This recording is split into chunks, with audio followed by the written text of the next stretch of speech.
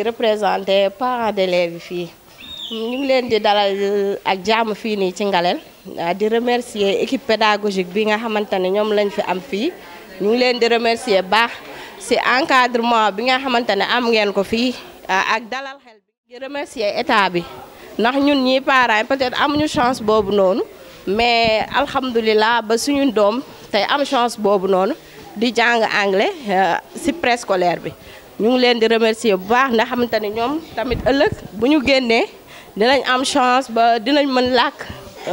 dinañ mën a échanger ak monde extérieur bi ñu ngi leen di remercier bu baax alhamdulilah di leen dalal ak jàmm merci beaucoup. ñoo ngi nuyu assistance bi di commencer nuyu bi nag ci inspecteur ñu fiy jëmmal donc autorité étatique yi ak administrative di nuyu directeur d'école ak équipe pédagogique bi di nuyu parents d'élèves yi et di nuyu le représentant du CGE de l'école le président étant empêché lii nga xam ne tey moo ñu fi dajale nag kontaante bu rëy la si ñun ñi nga xam ni ñun ñooy communauté bi nga xam ne bi ñun ñoo jiite dëkk bi te CGE bi représenté ñu fi équipe pédagogique bi di doxal école bi dans l'intérêt de la communauté ngaléloise lii nga xam ne nag moom lañ ñu wooyee muy l'introduction de l'anglais ci wàllu njàng bi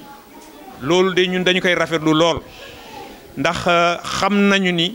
anglais place bu am solo la ci njàngum Sénégal waaye defe naa ni mosuñu ko wàccee ci niveau bii nga xam ni ci petite enfance bi la commencé jëm école primaire loolu nag ñun rafetlu nañu ko lool ndax ñi génn ci daara yu kawe yi xam ni anglais bi 6e la ñu koy commencé ba dem terminal dana tax sax foofa njàng mu du dëgër loolu dafa fekk il faut ñu dem université pour mën a consolider liggéey boobu door mu mën la jariñ lool ñi nga xam ni jot nañu génn bitim réew ci dem réew yu nga xam ne du réew yu nga xam ne français la ñu fay làkk ku fa dem te mënuloo anglais boo sàggunul daanaka da ngay tumranke boo mënee anglais nga dem pays asiatique nga dem pays yi nga xam ni mooy lu nga xam ne waxuñu fa wala pays arabe yi soo mokkalee anglais mën ci communiquer doo tumuranke ndax seetlu nañ ñu làkk réew yooyu xaw ma dañu ko teel commencé xaw ma teeluñu ko mais du même bu dul seen làkk koo ci waxal anglais dana ko dégg kon nag état bi yaakaar naa ni juumul mu def l'introduction très tôt de l'anglais dans les curricula de l'enseignement du Sénégal kon inspecteur kon yow mi fi représenté donc état bi ñoo ngi rafetlu li ngeen def nii te di ñaan loolu prospérer ci biir réew mi yëpp te seen journée bi nekk une journée réussie pour l'intérêt de toute l'école et de la communauté ngaléloise. Je remercie tout le monde. Chers invités, c'est avec un immense plaisir que je vais tenir ces propos au niveau préscolaire et élémentaire. Se justifie par l'importance que les autorités éducatives accordent à cette innovation. Dans un monde de plus en plus interconnecté, où les frontières s'estompent sous l'effet de la mondialisation et ou de la globalisation, l'apprentissage de l'anglais est devenu une nécessité incontournable.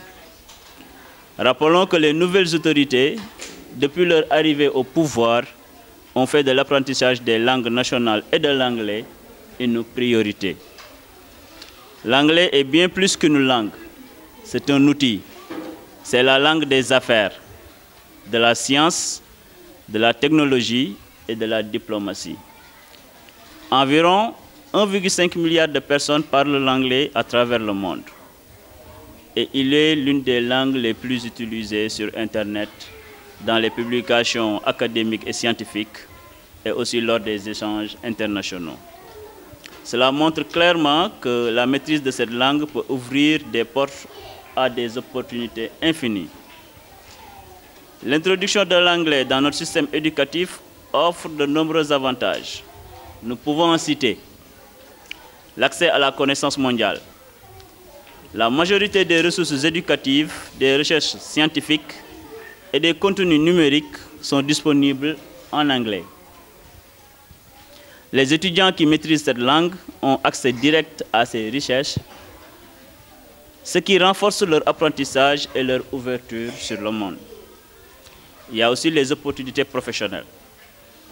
Dans un marché de travail de plus en plus compétitif, la maîtrise de l'anglais est souvent un critère de sélection. Les entreprises multinationales et même locales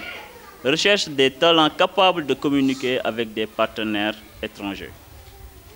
Il y a aussi la mobilité internationale. Les étudiants qui parlent anglais ont plus de chances d'accéder à des bourses d'études, des échanges culturels et des programmes internationaux. Cela élargit leurs horizons et les prépare à devenir des citoyens du monde. Il y a aussi l'enrichissement culturel. L'apprentissage de l'anglais favorise aussi l'amélioration des compétences en communication. Et il permet également de découvrir de nouvelles cultures et de développer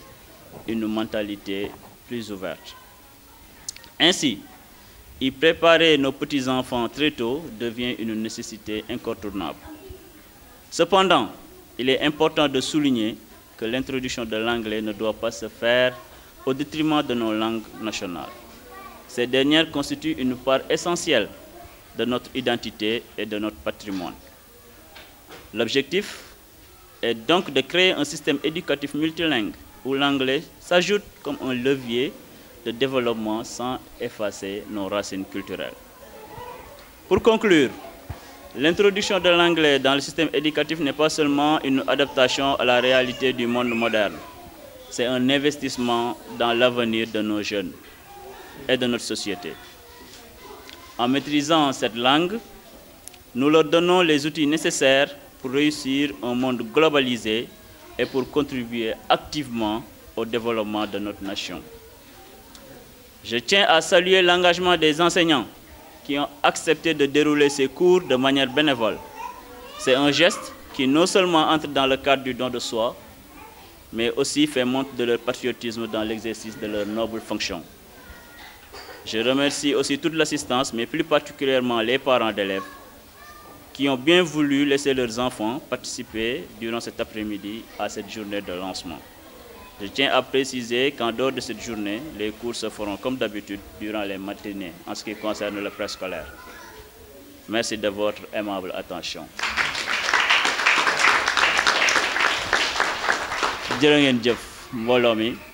ñu ngi leen di sant di leen gërëm seen teewaay donc dinaa jéem a tënk li ma fi nafar léegi ci discours bi ngir ñëpp mën see jot dama ko waroon njëkkee sax si kàllaama Kocc ndax defe naa ne moom moo gën a accessible te jamono ji si promotion boobu lañ toll waaye nag mënul ñàkk comme presse baa ngi fii ak autorités yi ñu ngi fi mënul woon ñàkk ñi lire ko di gërëm directeur si dalal bi ñu dalal di sant di gërëm aussi monsieur Diop si teewaayam di gërëm aussi waa CGE bureau CGE ñi leen fi représenté di gërëm ñi ma àndal muy monsieur Bami nekk si inspection ba ak ñun di liggéey ak ñun ak ñii nga xam ne ay étudiants leen ñëw fa nekk ak ñun temps yi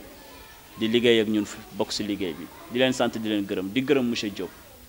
di ko jaajëfal ndax def na fi leçon bu am solo te gis nañ ne bi mu ci paree gis nañ ne xale yi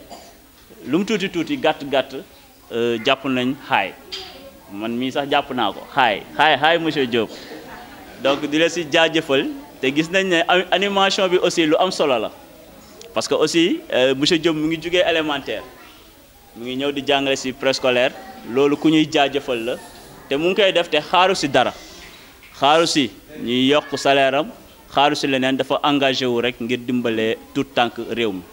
anglais bi nag autorités yi lu tax ñu bëgg ko dugal ci système bi depuis bi ñu yegsee ci pouvoir bi dañoo gis ne bokk na ci li nga xamante ne dina jëriñ ndaw ñi ndax boo jëlee réew liggéey bi ngay def daanaka li ci ëpp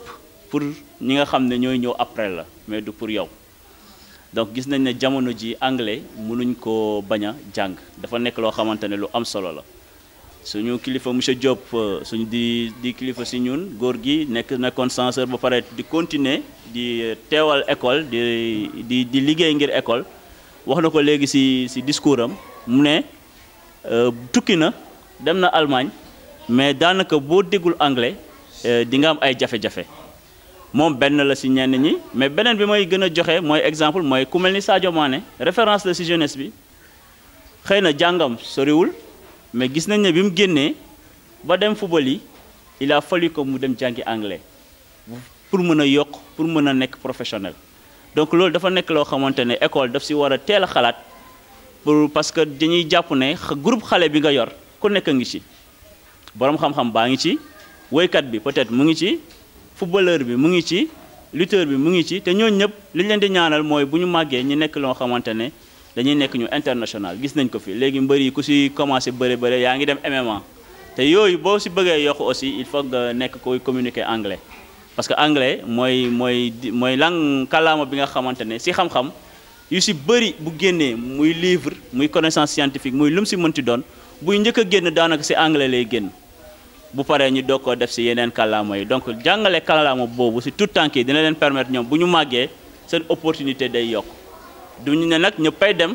dina am ñu des biir liggéeyal réew mi mais ñu jox leen chance yëpp ba nga xamante ne ku si yàlla ne da nga war a génn réew mi ñu teel la jox carte yi lay permettre ba boo demee feneen aussi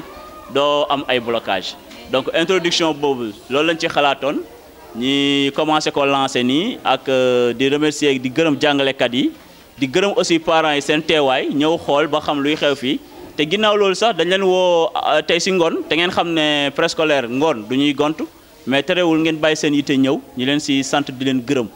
di leen leeral na aussi journée bi rek moo tax ñu woo leen ngoon mais ginnaaw si tey beneen yoon bu monsieur Diop di ñëw day ñëw incha allah ci suba gi fekk xale yaa ngi ci biir école bi donc kaddu yooyu la ñu bëggoon jibal di leen sant di leen gërëm yéen ñëpp wasalaam jërë ngeen jëf.